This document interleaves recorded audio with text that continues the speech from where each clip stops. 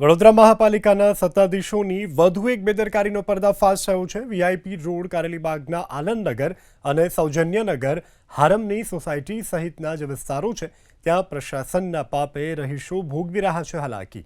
VIP રોડની જો વાત કરીએ તો અહીં 3 થી 4 વખત આ રોડ ઉપર ડામરના થર લગાવવામાં આવ્યા, જેનું પરિણામ એ આવ્યું કે રોડ 9 ઇંચ ઊંચો આવી ગયો અને ફૂટપાથ પર રોડથી નીચે આવી ગયા છે।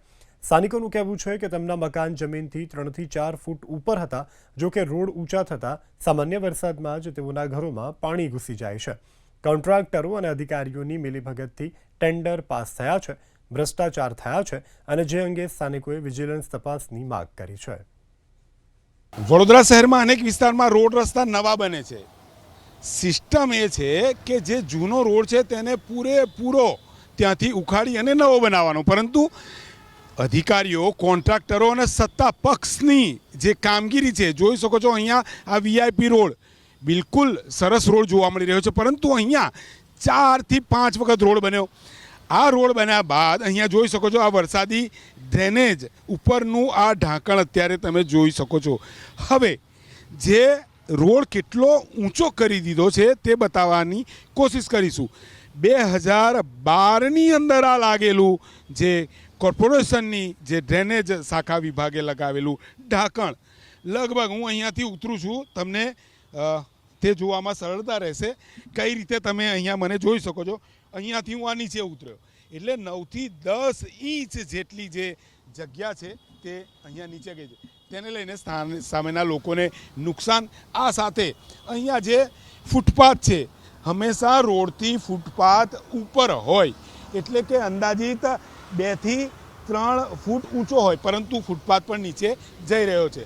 સ્થાનિક સાથે વાત કરવાની કોશિશ કરીશું। લાલાભાઈ, સિસ્ટમ શું હોવી જોઈએ, શું સિસ્ટમ ચાલી રહી છે અહીંયા રોડ બનાવવાની? સિસ્ટમ એવી હોવી જોઈએ કે જૂનો રોડ ખોદવાનો અને નવો રોડ એની પર ચડાવવાનો, અને ચાલવા માટે જે ફૂટપાથ હોય તેની ઓછામાં ઓછું 1 થી 1.5 ફૂટની હાઇટ હોવી જોઈએ, એટલે કે લોકો જે બી લોકો ફૂટપાથ પર ચાલી શકે, જે રોડ પર ના ચાલે ને લોકોના પર અકસ્માત બી ના થાય અને લોકોનો જીવ ના જાય। તો તંત્ર દ્વારા જે રોડ બનાવવામાં આવે છે તેમાં ઘોર બેદરકારી દર્શાવવામાં આવે છે। દાખલા તરીકે હું અહીંયા ગાડી પોતાની ટ્રીટમેન્ટ માટે એકવાર આવ્યો તો ખાલી પૂછવા માટે, તો મેં જોયું અહીંયા ગાડી તો મારા પગમાં વાગેલું છે, તો હું જ્યારે ચાલવા ગયો તો હું ઠોકર ખાઈ નીચે પડી ગયો। જોયું તો ખબર પડી કે 9 થી 10 ઇંચ રોડ અધ્ધર ચડાવી દેવામાં આવેલા છે।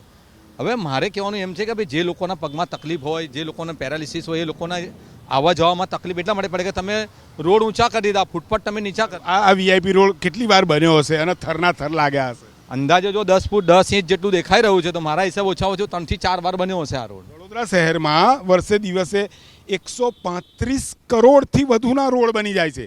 કઈ પ્રકારે બને છે અહીંયા દ્રશ્યમાં જોવા મળી રહ્યું છે। અધિકારીઓ, સત્તા પક્ષ અને કોન્ટ્રાક્ટરોની મિલી ભગત કહી શકાય, અતિશયોક્તિ નથી આ શબ્દોમાં, કેમ કે લોકો હવે વિરોધ કરી રહ્યા છે કે તેમની સોસાયટીઓ નીચે જઈ રહી છે। જે ચાલવાનો ફૂટપાથ 1-2 ફૂટ રોડથી ઉપર હોવો જોઈએ તે રોડથી નીચે જઈ રહ્યો છે। જે વરસાદી ડ્રેનેજોના ઢાંકણા જોઈ રહ્યા છો, જે ઢાંકણ 2012માં લાગ્યા હતા તે નીચે જઈ રહ્યા છે અને તેનાથી 9 થી 10 ઇંચ ઉપર રોડ થઈ રહ્યો છે। એટલે વડોદરાની અંદર જેટલા પણ નવા રોડ રસ્તા બને છે તેની અંદર મસ્ત મોટું કૌભાંડ હોઈ શકે છે। વિજિલન્સની તપાસ થવી જરૂરી છે। રાજ્ય સરકારે પણ વડોદરાની અંદર રોડ રસ્તાની જે ગતિવિધિ અને કામગીરી ચાલી રહી છે તેની અંદર જો તપાસ કરે તો દૂધનું દૂધ અને પાણીનું પાણી થવાની શક્યતા નકારી ન શકાય। કેમેરામેન પરેશ ધોળકિયા સાથે લોરેન્સ પરમાર, એબીપી અસ્મિતા, વડોદરા।